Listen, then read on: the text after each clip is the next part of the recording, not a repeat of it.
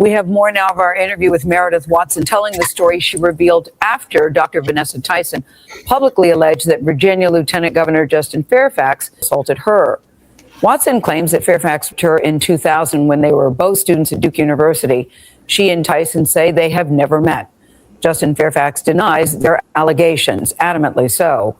Watson says that the Me Too movement gave her hope that her voice would finally be heard.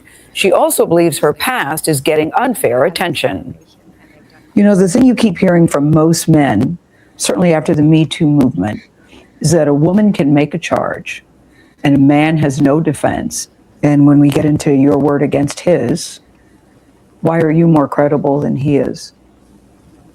I don't have anything to gain. The first of two women accusing Virginia's lieutenant governor of assault says it is her civic duty to come forward. Vanessa Tyson is her name. She says that Lieutenant Governor Justin Fairfax assaulted her in 2004. Now, he categorically denies these allegations. When Tyson and Meridith Watson first told their stories, Fairfax compared himself to victims of lynching. Tyson responded to his claim in an interview you'll see only on CBS this morning. What do you make of Justin Fairfax comparing himself to a lynching victim? Never was it two black women lynching black men. And I would vehemently disagree with that last statement from Dr. Vanessa Tyson. That is exactly what this was. Peace and blessings, all praises due to the Most High. I recently did a story, and the story has been prevalent in the news of former Lieutenant Governor that you saw on the screen, Justin Fairfax, who allegedly unalived his wife and then himself while going through a bitter divorce, a custody battle, and just receiving paperwork that he had to vacate the house by the end of April. And it is then, a couple of days ago that he committed the alleged act. But my brother from Houston reached out to me and wanted me to dive deeper into our brother Justin Fairfax's life. And I uncovered, like I mentioned in the first story, some allegations that were, first of all, untrue, never substantiated, but they were also the cause of his political downfall, basically the sabotaging of his political career when these allegations came out. And it is the timing of those allegations that bring into question the source of the allegations and the motive. Now, Mr. Fairfax, now deceased, served as lieutenant governor from 2018 to 2022. These allegations surfaced in 2019 when then Governor Ralph Northam received a lot of scrutiny and was asked to step down because of a photo that surfaced from his time at medical school. And this right here is the photo. This is a photo right here that was in his yearbook, where you see him there in blackface. He was the one in blackface standing beside a person in a Klan uniform. After these photos surfaced, there were several calls, public outcry for the then governor to step down, and calls for the lieutenant governor, Justin Fairfax, to become the governor of the great state of Virginia. However, it was only days after that photo came out that these allegations began to surface. And it was then, after the second woman came out, that several members of the Democratic Party, Tim Kaine, Terry McAuliffe, and some other Democratic bigwigs from Virginia, was pushing for Lieutenant Governor Justin Fairfax to resign and step down. Not only that, his law firm put him on leave. He lost a prestigious position with the policy board of Duke University, and he lost his position with the DLGA, which is a legal association of lawyers. So his whole career was ruined.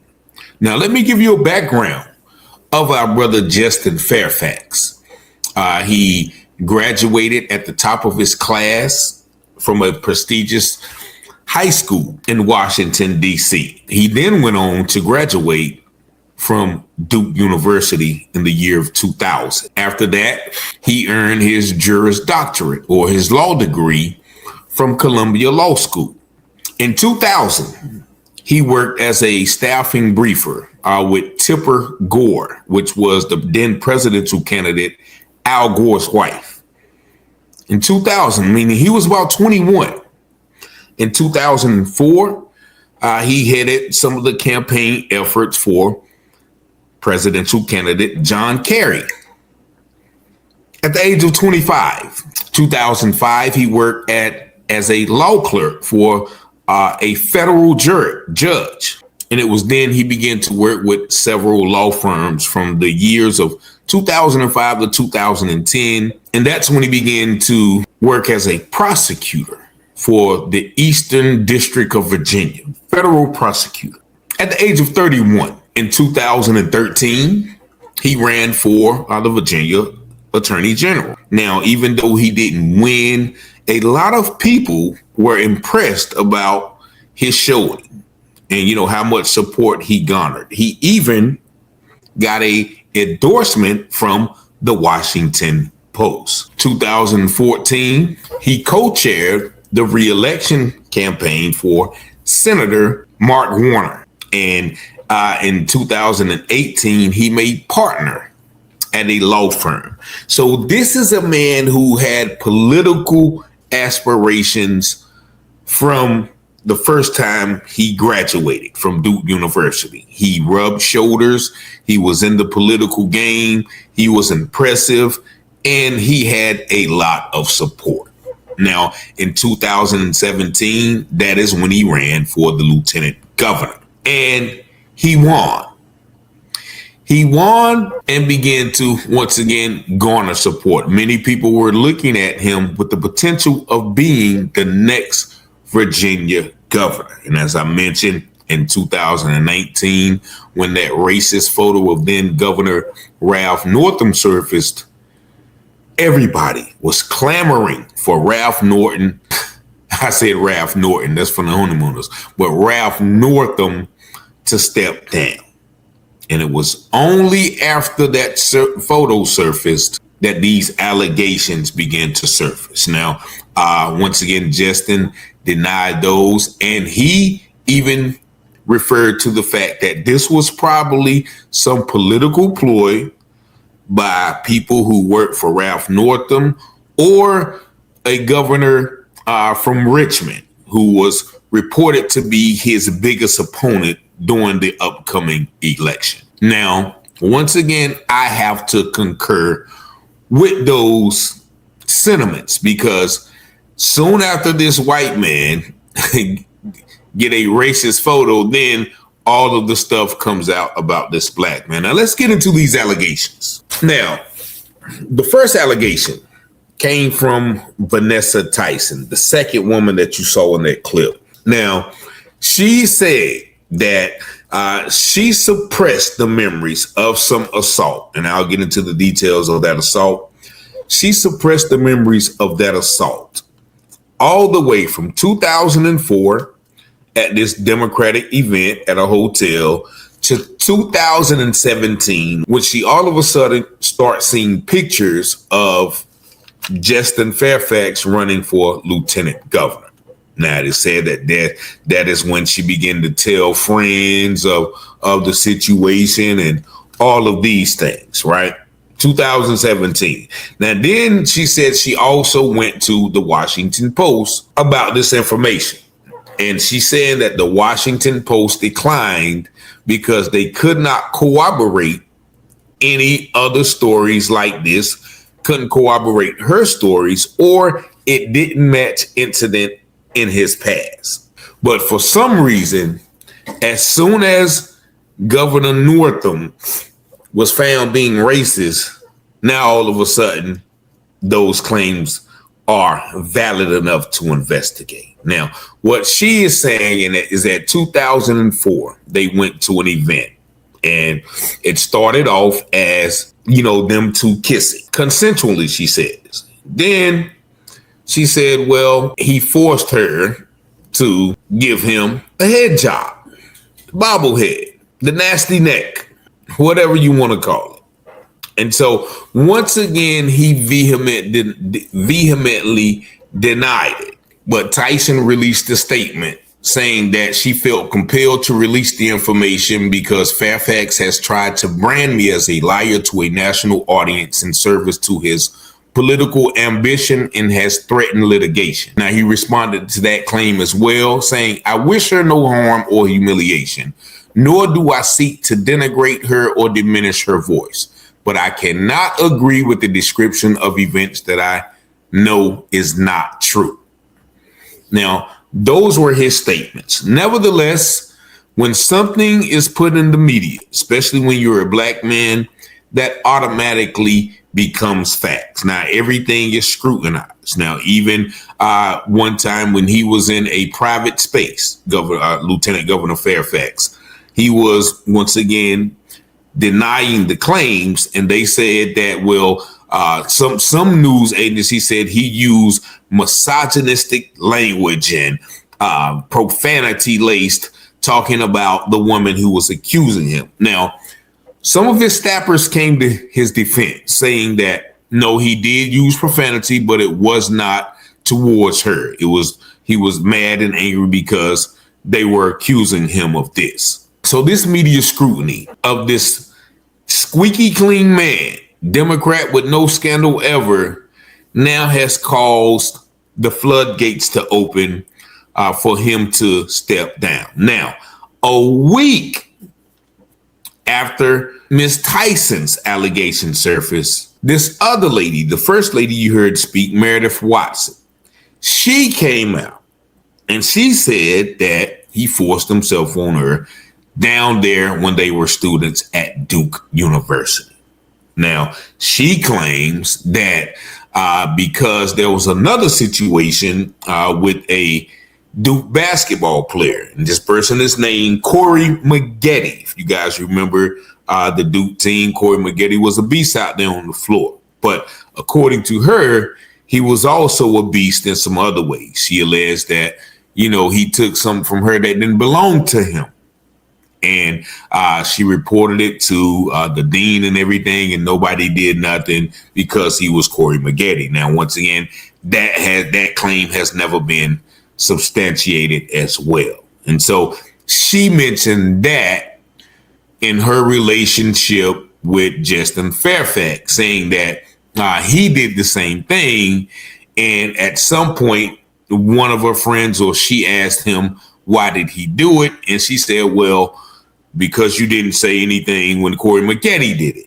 Now, once again, these are just accusations. They have never been proven. That he has never been brought to court for them, or even, having to give a deposition, a legal deposition. All of these things were never proven to have any merit. Yet and still, when that second accusation came out, that's when all of them were asking for him to resign. Tim Kaine, Terry McCullough, all the people who supported him suddenly fell by the wayside. And then once again, he was asked to step down from his job, asked to step down from a prestigious board position at Duke, asked to step down as the leader of a prestigious lawyers association, and a lot of his staffers quit on him.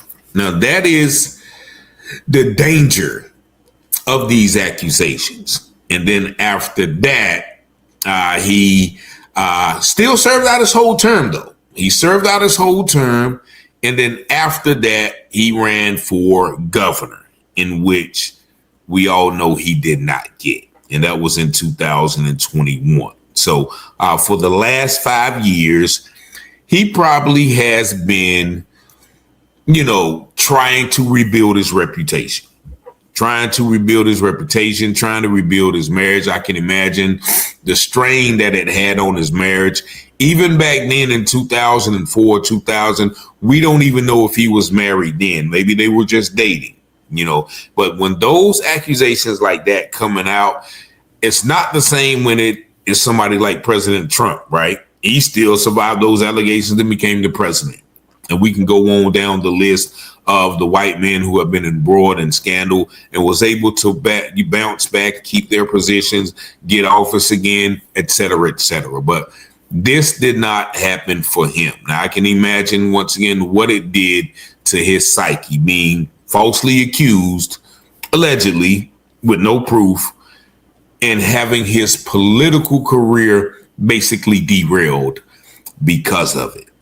And so that is how we got to the situation now where he's alleged to have done that to his wife and himself. Now, I'm going to play a little bit more of those videos. So once again, you can see how, in my opinion, these women were brought out of the woodworks because they could not let another black man become governor of the great slave state of Virginia. No way, no how. No ham, no ma'am, no turkey. None of that. They couldn't do it. So this is what, and some people will say, you know, well, you how do you know? You can't believe. There's always, you know, a sense of shame, a sense of nobody believing me. And that may be true, but just the timing of these events, 19 years later and about 15 or 14 years later, you coming out now when he's at the pinnacle or about to reach the pinnacle of his political career. Like, he could have went on to be president. We don't know. This guy was, you know, just as American as apple pie when it comes to, you know, his reputation. But, you know, some people will say, well, you know, you just got to believe him. Once again, and once again, the lady said she had nothing to gain. What were you doing before then? Nobody knew who you were before you accused him. And that Dr. Tyson lady, she proclaims herself as a feminist. And in my opinion, the definition of a feminist is just somebody who hates men. You know, that's my opinion. Y'all correct me if I'm wrong in the comments now. And both of them are on the Gayle King show. Gayle King, Oprah, they've made also a living of denigrating black men as well. So just listen to some more of these interviews and how they try to play the victim and, you know, substantiate these claims. And furthermore, after this, where did they disappear to? Just watch. What do you make of Justin Fairfax comparing himself to a lynching victim? Never was it two black women lynching black men. One need only look at history to try to understand that. In fact, that the role of black women had always been to, you know, leading anti-lynching campaigns. You know, black women were lynched specifically trying to protect black men. And speaking as someone who teaches black politics, I find it disgraceful, irresponsible, and manipulative. Is this a racial issue to you? Assault should never be a racial issue. It should never be a partisan issue. Assault is an epidemic that's taking place around the world, across our country, every day.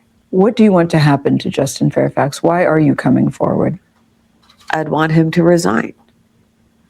I think the Virginia people, the voters of Virginia, have a right to know, you know, both my story and Meridith's story. He said this is an orchestrated smear campaign against him. Yes. By you and Meridith Watson. I've never met Meridith Watson. I don't know what she looks like. I've never spoken with her. She also says she has never met you and never spoken to you either. And when I talked to her, she really fell apart when she said she feels tremendous guilt that she didn't come forward because it happened to her, she says, in 2000. She can never blame herself. This wasn't her. It wasn't me. It wasn't either one of us. It was Justin Fairfax. One thing I will say is that it's hard. I can't even begin to tell you how hard it is to come forward, especially against someone powerful. And when she came forward, she didn't want me to feel alone. And that meant the world to me, because it's just hard to be alone. Meridith Watson came forward shortly after Vanessa Tyson made her accusations in February. She told us that she's very sorry for not reporting her allegation that Fairfax her nearly 20 years ago. Why do you feel guilty? It happened to her after it happened to me.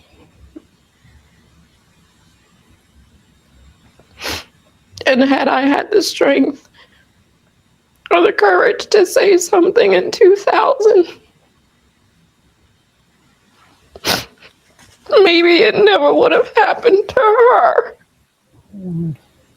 Fairfax maintains that both women are making false accusations. In a statement to CBS News, the lieutenant governor said this to us: "I am able to hear the pain they have expressed, a pain I hope they are able to resolve and heal. However, because I never assaulted either Dr. Tyson or Ms. Watson, I know that my actions cannot be the source of that pain." Now, you can find the lieutenant governor's full statement on our website, that's cbsthismorning.com. We are hoping that Lieutenant Governor Fairfax will speak to us at some point. You will see more of our interview with Meridith Watson tomorrow, including why she's asking for a public hearing as opposed to an investigation, and that she is ready to testify under oath. They both say that they want to testify under oath, and both women say about consensual, because Justin Fairfax says that these were consensual acts, and both of them say it can't be consensual if they felt that they were forced. Right. They said there's a very distinct difference there. And there's an incredible amount of pain there. Yes. All these years later, Nora. All these years later, that. All right, so I'm just going to stop it right there because, I still think that these women were probably paid, allegedly. That once again, they paid black people to go out and campaign for Trump. So I wouldn't put it past, they paid black people to say he did it. So I wouldn't put it past these people, Deshaun Watson, just women started coming out the woodwork, Bill Cosby started coming, Jay-Z, they even, paid women to come and say he did. So these things are not out of the ordinary or not, implausible to happen. And so for these women to come out, and where are they now? What happened to those investigations? What happened to that congressional hearing they want? What happened to that public hearing they want? It all went away after he finished his term as lieutenant governor and then lost the race for governor. So that looks like to me, okay, we're going to parade these women around. And once again, they went on the Gayle King show talking about all of the black women this and black women that, and black women were, they're using the pain and the sympathy motive. You see the tears, right? I just want him to resign. And then she smiles, right? I didn't want to be alone. She came out and now I'm not alone. I don't do well as one who has been falsely accused as well. And you can read my book, Wrongly Accused, Rightfully Acquitted. For me going through that, and she got up there and cried crocodile tears and told a whole story because she couldn't get what she wanted. And so for me being one who has been falsely accused, I'm always questioning the accuser. Now, you might be on the other spectrum. If you have had something done to you, then you may always be on the side of the accuser. And that's just how it is. We all, have our own perspectives, but the timing of this and then the disappearance of these women after that calls it into question. So rest in peace once again to the brother and his wife, man, because, a lot of people are trying to dig up stuff. And, one report I read said, well, yeah, I think these old cases need to be dug up and scrutinized even more. They already scrutinized them. They knew they didn't have any merit when they were presented, but they served a purpose. And the purpose was to prevent him from being the governor after the current governor was shown to be racist and to derail his political career. And that's what it did. And unfortunately, our brother couldn't handle the fall from grace. And, you know, we are here today. But once again, shout out to my brother from Houston, man, for allowing me to, you know, dig into this and pull it out, because I think that is very necessary in this time to understand why and what happened before this happened. So shout out to my brother. Thank y'all for liking, watching, sharing, and subscribing to the channel. But y'all let me know what y'all think about this situation in the comments. You see the number 919-587-7782. As always, peace and blessings.